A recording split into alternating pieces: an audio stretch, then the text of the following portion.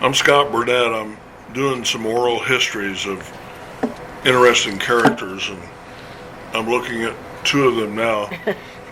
We're at Browne's Irish Market at 3300 Pennsylvania in Kansas City, Missouri. And I'm with Kerry Browne and John McClain. Is it? McClain. McClain is always how Yep. I've said it. Yep. And I'm going to ask each of you to introduce yourself. Are you Kerry Browne? I am. Scott Burnett, thanks for coming. I'm Kerry Browne. Yeah. And how do you spell it? Kerry Browne. Okay. And John? And I am John McClain. Thanks for being here, Scott. And I spell my name JohnMcClain. Great. Thank you. This is quite an institution. It's been here for many, many years, and I'm going to ask Kerry to, where were you born and what are your earliest memories of life in general and your earliest memories of this place? I was born in Kansas City, and I don't have any memories that don't include this place because we were little kids growing up, and there was a little shelf in the very back, and that's where we sat as little kids. And there was an old delivery guy, Saul, and as soon as we were able to, Dad put us on the truck, and we'd help Saul. And we thought we were helping him, but in hindsight, now that I'm a parent, You would help Saul, the delivery driver who would take groceries. Saul, S-O-L. S-O-L. Saul Rubenfire. And he was the He delivery? drove the delivery truck and took groceries, mostly to shut-ins. It was older people we'd mostly deliver to, but also families. Well, go back. Who started this place, and how did? My great-grandparents, Ed and Mary Flavin, came from County Kerry. Listowel is a little town in County Kerry in Ireland. And they came here, I don't know why they ended up in Kansas City, but they had a house at 27th and Jefferson. And at the front of the house, they had a little area where they sold provisions like eggs and cloth and food. And that was at 27th and Jefferson. It's where BMA, kind of where BMA Tower Okay. is now. And they got tweed and sweaters and different things from Ireland that I guess their relatives made, and they could send money back to them, so that was a way of And sustaining did you tell them. me about what year that was? 1887. Okay. And that's the year we opened in the front of their house. They moved here to our current location at 33rd and Pennsylvania in 1901, and this was a little bit outside of town. And they first built the building we're in, which is where the grocery store is, and they lived above it. And then they do the fourplex next, which is more of a 1910. Georgian, in 1910. And then a few years later, they built a duplex to the south on Pennsylvania, and moved over there. And so over the years, like it's transformed, it was, more of a general store back then, and there was horse and buggies tied out front, and it was a dirt road. In fact, not long ago, they dug up the whole road, the city workers, and they found some old things from like 1910, and they said this was here when your great-grandparents, what was it, like an old...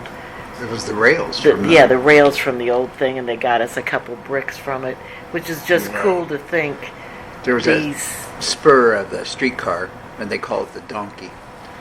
And Donkey? The donkey. And it went over to Carnes and turned around, and then it came back. It just went in a square, like from 31st and around. And there was that much traffic that one cable car just went in a square in the area driving people. Oh my gosh. Yeah, but it's so cool that those workers found that, and they knew how much it would mean to us. And did the bricks say anything? No, but we have them, and we thought we'd put them up somewhere. Yeah. And that was 1910. He thinks it was around 1907 to 1910, which was probably maybe when they put The gas lines in. the gas lines in, what did you say, to the bricks, like cobblestone. They maybe Cobblestones. cobbled the road by then. Wow. Before that, it was dirt. So what happened next? Your great-grandparents were So here? great-grandparents were here, and that was Ed and Mary Dillon Flavin. And then their daughter, Margaret, married an immigrant from County Kerry, Ireland as well, Jim Browne. He was from Knocknagoshel. And before, we think he met somebody on the boat coming over who was coming to Kansas City, because we have records that he lived down on the boulevard, and he was a streetcar conductor. And I just found an old picture of him. He was a really handsome streetcar conductor when he first got here. And then he opened a saloon, Ups and Browne's, down on the boulevard. And then he met Margaret Flavin and came in to be You part know of where the Browne's. saloon was? It was on the boulevard, and I have a rough idea. There's a place that sells Mexican cookies down there. It's kind of right next to that. So a rough idea. I don't have the exact address. Like where Empanada Madness was. And, Uh-huh. yeah. Yeah. And that was a big Irish area at the time. And then it looped up to here, Kerry Patch. Well, and this, I guess we'll get to the fact that this was all Irish and Metropolitan Community College, which is just north of here, across the street, across 33rd. We're not quite there yet, because we're still in like the 1920s when Daddy Jim, I call him Daddy Jim Browne, married Margaret, and they took it over, but he was an Irish immigrant. Nobody wanted to deal with him. And there was a bunch of Italian immigrants and Jewish people who nobody wanted to deal with at the time. So a group of 7 to 9 of them decided to get buying power. They started Associated Grocers, which is now a huge company, Yeah. multi-billion-dollar Associated Wholesale Grocers, and it was them just because they needed a little more buying power. So he was really somebody. He wasn't going to sit back and let things happen. He really took charge. He was a alderman, which is like a city councilman. The councilman is now. Started a bunch of things, very involved. He helped carry people through the Depression. Like a lot of people had nothing, so he'd buy them food and said, And all this he'd pay 'em area later. was Irish or Irish Italian? It was a Kerry Patch is what they called the neighborhood, and County Kerry is where they all came from because there were so many Irish immigrants in the area. And the Italian people who were part of AG were in different, they were all different parts of town, but they banded together to form AG and Wow. remained good friends and served on the board the rest of their life. So he was really involved, and they referenced him as a hail fellow well met. He was just, everybody was his friend. He wanted to reach out and help everybody. And they had 11 kids, Margaret, Flavin Browne, and Jim Browne. 11 kids, and their oldest son was Bob Browne, who was my dad.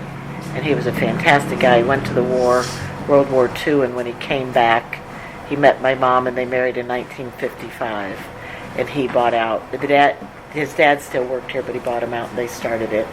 That's when they continued to deliver more groceries, and there was a lot of groceries they had then, and they were known for their meats. They had an amazing butcher shop, Kurt Honey. We had a lot of incredible Here? butchers, yeah. And that case back there, apparently it was built first, and then they built the building around it. Wow. It was the old ammonia case, Ammonia is that what they boxes. called it? That was the original refrigeration, was ammonia And boxes. it's still the same case. And our third refrigerator guy told John a couple weeks ago that he's retiring. And how old is he? Bob Quarles, he's 83. 83. He said he's done his last savior on this case. But he's working on new people getting it. Now you have a sticker over here by the cash register that has an old truck Yeah. on it. or That was our kind of grandpa's a- delivery truck. What year was that, John? The truck. The 30s. So his But- old delivery. And John would love to have that truck again. Yeah. But in their heyday, I think they had 7 union butchers working behind the counter. Wow. And then they had, I think, 3 or 4 delivery trucks, Yeah. I think they said. But her grandma would open up at like 6 a.m. and they'd be open from 6 to 6 every day, except for Sunday. But like her dad would go down and buy produce at the city market, and then her grandpa would go down to the West Bottoms and buy the meat. And then her grandma would come in here at like 3 o'clock in the morning to meet all the bread people and all the different vendors that delivered to the store. And that was a woman ahead of her time. I mean, a businesswoman back in the 20s and 30s, and they paid attention to her. People knew she knew what she was talking about. And that's your My grandma, Your Margaret grandma. Flavin. And they raised 11 kids, too. Like, and what year was she born? But in 18... it was the 1880s, but I don't have the year. It was right around when the original store opened. But it was the late 1880s, but I'm not sure. And when I did could find her holy card. when did she die? In the 70s? Who died first, your grandpa or your Grandpa died first. He was 72. So it was the 70s. I have all their holy cards. Probably about 75, Yeah. roughly. But everybody said she was a tough woman and she knew her business and you didn't mess with her. And like Grandpa was the one that really knew people and was friendly and involved, but she was a strong business person. So if she died in the 70s, did you know her? I did. She had Alzheimer's, and so most of the time I knew her. She didn't know me. But I have some early memories of when they lived right over here down the street on Summit Street, 3124 Summit. And I remember she was a great cook. Like, we'd love to go to her Sundays when we'd cook. And she had fried chicken, and there was it was one of those, you didn't know who was all there. There was loads of people because the house was open to everybody. Could have been relatives, and Mom and Grandma always said, be nice to everybody. They're probably your cousin, because we were kind of related to everybody. But it was great food all the time. Around what years was it? Probably the mid to late 60s. And where did you live then? We lived, originally we were in Waldo, but pretty young. The early mid 60s we moved out to St. Thomas More Parish out at 108th and Warnell. So it was a long way from here, and I remember, to me, all the excitement was down here, and I felt like I was always missing out because we were so far away. But that's how things were back then. And so, sorry, I kind of backtracked. After Daddy Jim had it, then my dad, their second oldest child, Bob Browne, married my mom in 1955, and that's when they took it over. And they kept growing it. In 65? In 55. 55. And they had 3 girls, my oldest sister Margot, my sister Deb, and myself. And they really grew it and became big. Dad stayed on the board of Associated Grocers and Retail Grocers and was always involved. The butcher shop was big. But then something you mentioned earlier is Penn Valley came in, and across the street they tore down 450 houses. And those were people who had spent their lives growing up here, shopping here, working here. 460. 450 houses, yeah, beautiful houses across the street. And that was a big thing. That was really, really hard on Dad, and he tried to fight it for years. Was that late 60s? Started in the late 60s, and it probably finished up in about 72. But they were his good friends. Like, they were people he grew up with and knew his whole life, and they were losing their homes and being sent far away. So it was a really hard time. So times haven't changed much with Kansas City life. They just tore down 23 homes, and Mary Jo says they want to tear down 4 more. Yeah, They're some south of 35th. Boarded up. Yeah, and they're going to do it. But you okay? And Mom said, as a mother would, because we had groceries and all, and we lost all the customers, and she said, those workmen over there are hungry. I'm going to start making them sandwiches, because it's a thing. And that's kind of how we got into the deli side of it, because Mom's concerned over the hungry workmen, and saw it as an extra way that, we have the bologna, we have ham, why don't we just slap it on some bread? So that kind of accidentally turned us into a deli. And I think that's one reason why Browne's has lasted 138 years, because as things changed, it's well, how do we change for the thing? And that thought of Mom's really turned us into what we are now, and more of a sandwiches and deli. And there always was liquor and beer, but now we have beer by the glass, which brings more people in. And those were dark times, and it was really, really hard. My parents had a heyday, but then towards the end of my dad's life, that was really hard. And then when did your dad die? He died in 1981, and John and I were in college, and we knew that someday we might do this or whatever. And Mom and I probably convinced John a little more strongly than he wanted to. It's let's just give it a try. And John was great with my dad. He helped rebuild it. He helped get it so we could open again. We had to close for a month to kind of rebuild it. And we continued those older people we delivered to, even if we had to pick up stuff and deliver to them. In 81? So this was 81. And so we kind of kept the deli, we kept some of it, we added catering, because just more ways to kind of keep it going. And we said, let's just go for a couple years. And then in a couple years, we were almost going to be 100. And we thought, well, let's go till we're 100, because then we can say we made it to 100. And by the time we were 100, 38 years ago, we were already in full swing and changing. So you were in college in 81? When did you meet John? I met him. Did we meet at disco dance class or square dance class? Because we're such great dancers. 1980. It was September of 1980. And where were you in school? UMKC. Okay. And Ironically, we grew up like a mile apart from each other. I lived know at 90, all the same people growing up. but she was the next parish out, and I was, and then our friend Kate that works here. Yeah. I went to grade school with her. I had known Kate since I was 5. And I went to high school with her, so we had So connections. We had connections. I and, haven't asked either one of you your date of birth or your age. Should we? Well, I Yeah. guess we alluded to it enough. I'm 1960, and John's 1959. I was December of 59. Okay. But I was starting to say when we met him, our first date was a Royals playoff game. And that was well, he must be a fantastic guy. We're going to and still Royals has been such a significant part of our life from then, and even now Ian works out of the stadium, and Rory too. So Royals have always been an important part of our life. Did you finish college? We did. We ended up going part-time while we were running it the last year. I think it ended up being almost 3 years, but it was a slice of hell to go to night school. And because within a relatively short order, we were already working, long hours. Yeah. When do you Catering 2 weddings a weekend. Yeah. And When do you think you actually took over? July of 81. yeah, July 1st, 1981. So it'll No. be 44 years this summer. And we're only 32 is what's Yeah. amazing about that. You do your math. I remember your mom real well. Yeah, I mean, she was so brave and gracious to allow John and I mean, we were 20. We didn't have a clue. We knew not. John had worked at Milgram's and produce, and he had many jobs, so he was a really hard worker. We were both willing to work hard, but we knew nothing.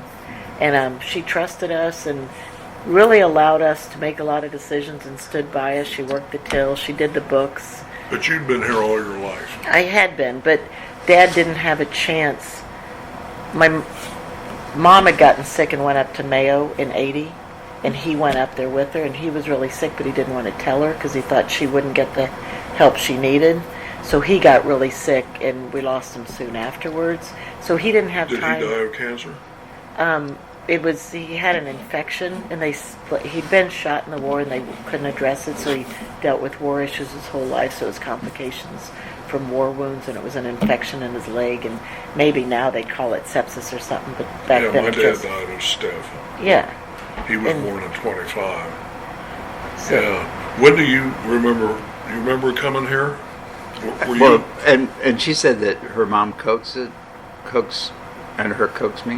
I asked Kerry, I said, should we open it up? Because I loved it. I thought it was the coolest thing ever. When did you? Do you remember coming here as a little boy? No. I never came. In fact, this whole area was totally foreign to me. And where did you grow up? 95th and State Line on the Missouri side. And where'd you go to school? I went to Christ the King and O'Hara and then UMKC. Okay. O'Hara was a Catholic high school, but it was a co-ed. But I lived right by Rockers High School. Okay.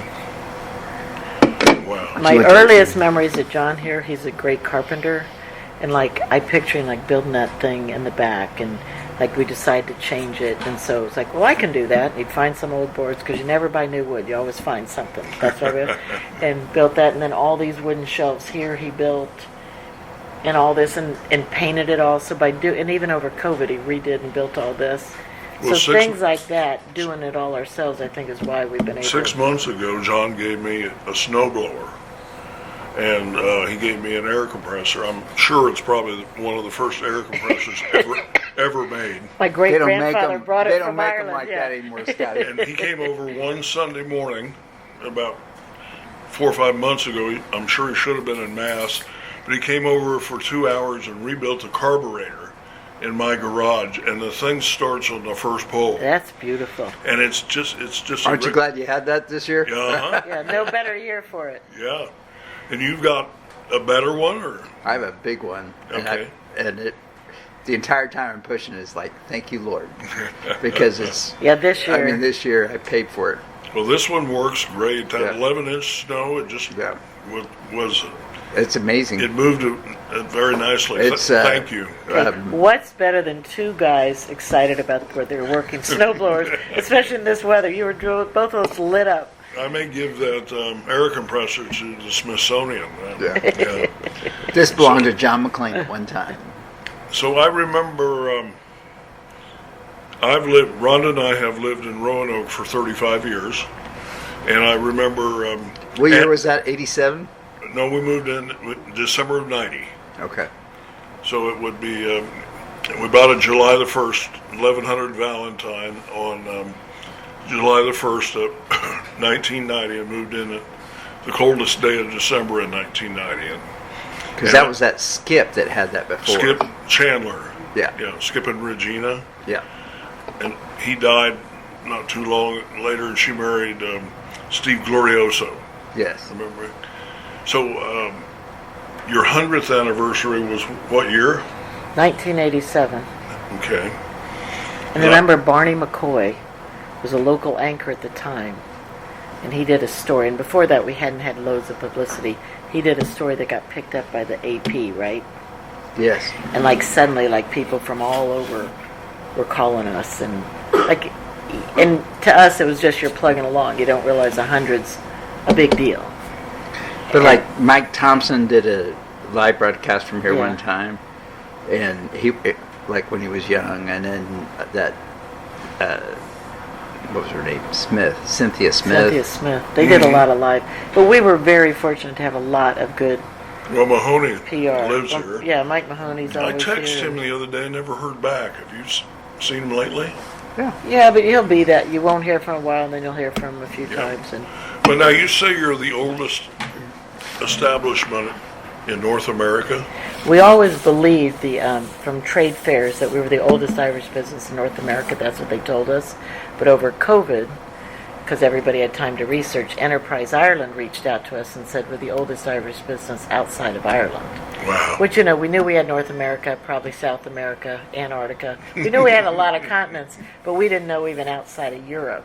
So we're the oldest outside of Ireland. Well, I always imagined that somewhere in San Francisco would be. Yeah, or Boston, because you're sure it's Yeah. not. And it's because we have Irish imports. Like every bit of this food here is imported from Ireland. All those whiskeys are imported from Ireland. All our clothes, most our clothes next door are imported from Ireland. Now you go several times a year shopping. Right, and we pick it up. We have great relationships. So we go to Ireland a couple times, and then they come and meet us in New York. There's a big show in New York, and then sometimes we go to a show in Dublin. And then a lot of our family still lives in Kerry, and friends, so they're always going to places and finding us stuff, because it's harder to source things now, so we find a lot of local artisans. We try to stick with, the people that are making the sweaters the traditional way. And not saying we don't have some contemporary things, because I think that's it. Again, the reason we made it to 138 years is because we keep changing and are able to get the new stuff and meet the trends of the new market. And even now, like John and I are talking, always want the younger crowd, so what kind of things can we do? Not only what we have, younger people now want more events, and it's more about experiences rather than just things. So that's why we started adding whiskey tastings and music nights with Eddie Delahunt. Like, what's better than listening to Eddie out back? Mm-hmm. And we put in, over COVID, nobody could get close, so we just started having musicians play in the back lot where they could be far away and with fresh air. And that turned into something that was one of the best things, because now we have music and game nights and dog nights, and it's so fun. Like, we love being here. The young Irish now come and go. It's just created something where they really want to be. And I think the world, when I said how Dad and Mom, how hard it was when the world moved out south, it's slowly coming back, and now we have the cable car here. The world's moving downtown. Like, we held it out as things ebbed and flowed and made it work for any situation. But I think now, like on a given Saturday, John, people come from... It's amazing. We get people from Oklahoma, from Iowa, Nebraska. But the other thing I tell people, I said, it used to be at 4 o'clock, all around here was businesses. So at 4 or 4:30, all those people left, and it was dead. But now, like, I'll sit out in the back patio sometimes at night, and there'll be 80 people on bicycles go by, and just because it's like where everybody wants to be. And people walking their dogs. They're walking the dogs, and it's become so much more vibrant. And don't you find that living down here too? It's like the world has come back to us. And we've always known, like you've lived here, we've lived here. It's a great place to be. We're right by everything. Once we moved down here, though, it was the only place to be. Now let me ask you, there was a man upstairs named Ed Browne, Uncle Ed. Uncle Ed. And what was his story and his relationship? And I remember we put up a sign on the street. Yep. He kind of... Flavin's Way, or...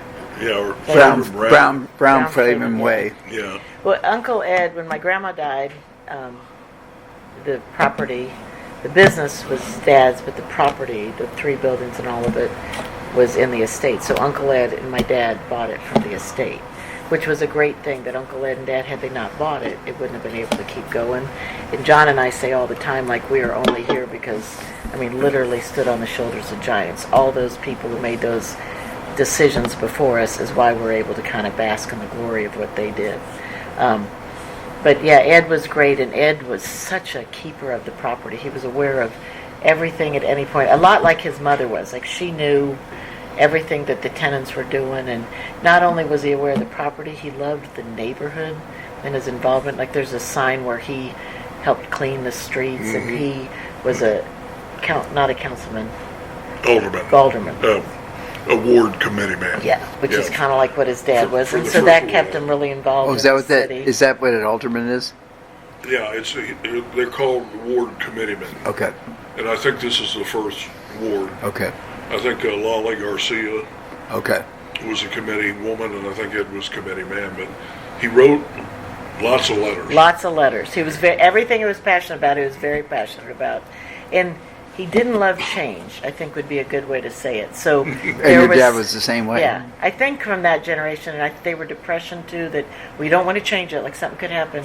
So our cousins taught us early on that if you wanted change, you had to gradually introduce it until it became his idea, and then congratulate him on what a great idea it was. Yeah. So we got to things there, but we found that worked pretty well for the older relatives.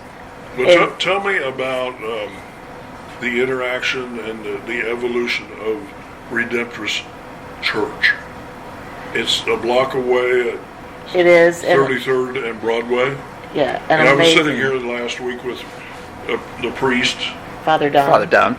And he said he was waiting on Kerry. She's late to plan the Gaelic Mass. Yeah, which was so great that he welcomes us back every year at the Gaelic Mass.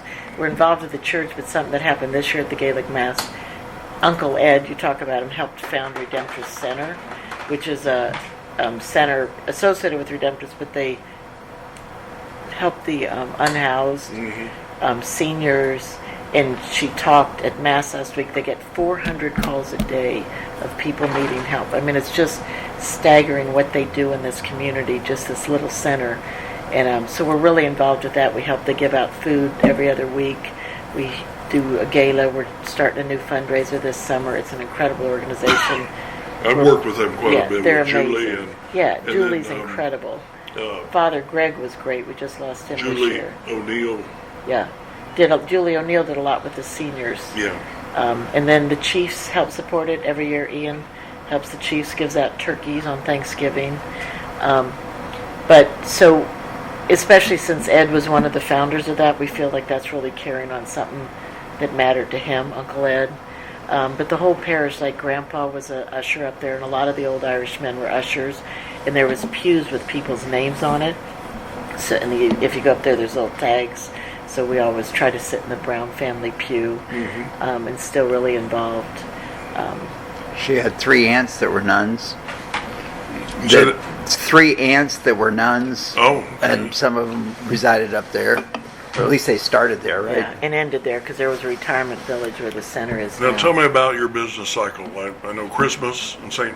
Patrick's Day, ebbs. Well, there's no downtime anymore. There used to be Very low. Like, yeah, kind of January. January used to be terrible. I was in here last Saturday at noon, and it was packed. Yeah, like you already feel.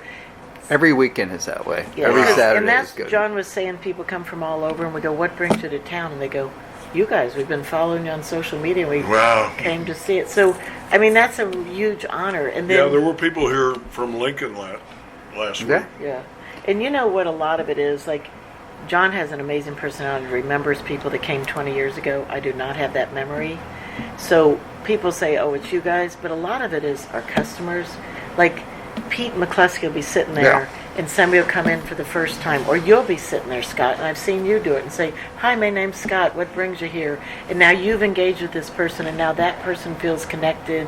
Yeah. And we have so many customers that I think, and that's why we started this communal table, because everybody's friends by the end. They came in knowing nobody, and you're giving them your business card or something at the end. I think that's what makes it work. It's the people working together. But still, I got to go back. Like, somebody will come in 20 years later, and John will go, oh, yeah, you used to drive this so-and-so car. Your kid, Jesse, must be in high school by now. I would not remember. I have trouble with my own kids' names. But what's interesting about Kerry is when I first met her, she was painfully shy. Painfully. Painfully shy. Really? And, I mean, even when we first did the store, she was still that little shy girl. But she blossomed in relatively short order, and I think it really changed who she was. Wow. And it has nothing to do with anything or anybody else other than her. And even like she joined the parade committee, and she was involved with that, and everybody knew her, and she just became everybody's friend. And I think that those kind of things really make a huge impact. And your sister Deb is delightful. She's delightful. And And she Deb works is. here quite a bit, or? She works here 1 to 2 days a week. She has triplet grandkids and 3 other grandkids that keep her busy. And she's a retired social worker, was really, really active there. She's on the board at Redemptress Center. But we take her every spare minute we can. Nobody builds a better display. And when she goes on vacation, instead of showing me the beach, she'll show me displays at different stores she goes to. And then she wants to come back and build it. And John and I have taken more chances, and I think that's how we've grown and stuff, but she's kind of more like, are you sure? So it's kind of good she keeps us in check, but always makes us question things and everything. But and her she's husband been- John her husband plays John, he plays bagpipes at many. There's never been a big event at Browne's where John wasn't marching people in playing the bagpipes. But yeah, the two of them have been very gracious over the years of supporting us and their kids. Their kids grew And- up in this place, yeah. which was great. And their grandkids even. One was working here the other day, Michael Flavin Sparkman, so he has that name in there. Now we're at. And then our cousins even, like we have cousins all over. Is that okay if I go into this? Yeah, we're at 32 minutes, so. Okay. I Can I think talk we're a good. little about, don't you think, You cousins? go right ahead. Because again, it's not just us, it's our extended family. Growing up, I think I said, like, there's cousins everywhere, and they all stop by, and they're all our favorites. It's your favorite cousin, it's your favorite aunt. And they were always so involved when we first opened, like our aunts and uncles came and offered us advice and help. Our cousins, even ones that live in, where are the Figgies in Utah? Yeah. Idaho. And they'll come in town and want connected. They all want brown shirts. They want their kids in brown shirts. So that connection we've all had, that extended family, I think is what makes it so special. And even you were talking about our merchandise. Every shirt we sell now has Browns on it. People don't want something that doesn't say Browns. Mm-hmm. So we're very lucky on that.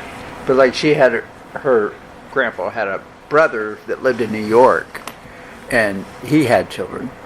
And Kerry found him on Facebook, and so we reached out to him. And so when we had a big Browne reunion a few years ago, and they all came.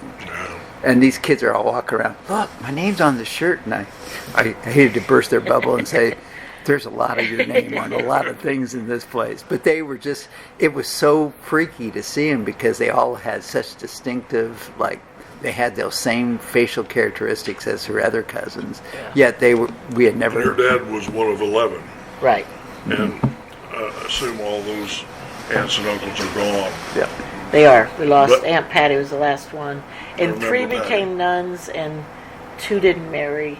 So there was only 21 grandkids out of 11 kids, so it wasn't as big as you'd think because of that. And there's nobody, no Browns to carry on. So that's one reason I kept my maiden name and the Browns outside. We're keeping that legacy going because we're the end of the line of the Brown on that family line. But how many was there 10 in your grandpa's family or 9? Daddy Jim's? 9. No. Wow. And that's the family, like his family is who we always are close to in Ireland, Daddy Jim's family that we grew up knowing, and they come here, we go there. And we're so lucky. People spend their lives trying to find their Irish relatives. Both Mom and Dad's family were 15 minutes apart. We grew up knowing them, like that generation. We just lost the last one a few months ago, but how lucky we were to have those memories and have them teach us how to make scones and how to make orange marmalade and those How to great say things. prayers in Gaelic. Yes. And what wonderful memories too. Just going over there and reconnecting, and I always say, and I'm sure I know what the answer is, but I mean, are the relatives looking down and saying, "You did good"? And I think that they have to be, and you know, for so long, it wasn't easy. I mean, we really worked really hard for not a lot of money, but money was never our motivator. You know, this place was our motivator. And I'm bringing a guy here Friday, Jay Hayden. He's 70 years old, just retired as one of the county councilors. Never been here. Oh, wow. And You've been great about bringing new people in. And we're coming here, and we've invited Troy Schulte. We'll see if he has time to join us. But Jay's real active down in St. Francis and St. Paul's down that way. So we're coming here Friday. Perfect. Well, Okay, can I say one thing too about the next generation, because we haven't touched on them? Yep. We became parents older, and I think that was great because we did everything, we traveled, and not that we didn't want kids sooner, but I mean, we're so blessed to have them, and we had 2 boys, Ian and Rory, and having them here, we didn't just raise them. Again, that community I told you about here, they raised them. Like, we're so lucky. Ian's an amazing musician because we've had musicians here who shared the stage and taught them and did stuff. And, you know, you only know so much as a parent, so everybody who came in taught them a little something. So it's just couldn't have been a more perfect environment to raise them and to be able to go to Ireland with them, to be able to meet all these people of different cultures who just, like Scott, you're one. Like, you've been so great to my kids. You helped Rory. You had him help with the truck. I'm so proud of the picture that's Yes, you up there. above the door. We're proud to have you hanging here at Browne's. That was the day the first Chiefs Super Bowl win. Oh, Is that what it was? That's why you're both smiling ear to ear. Yeah, and But- we're dressed in some heavy clothes. But yeah. even like when the boys were born, they were in a pack and play behind the checkout. I mean, they literally were here. And So- at Pete, they were crying. Some customer would come and, you know, pick them up and calm them down. Or they were on my pouch at the checkout. And that was a great thing about Mom being here.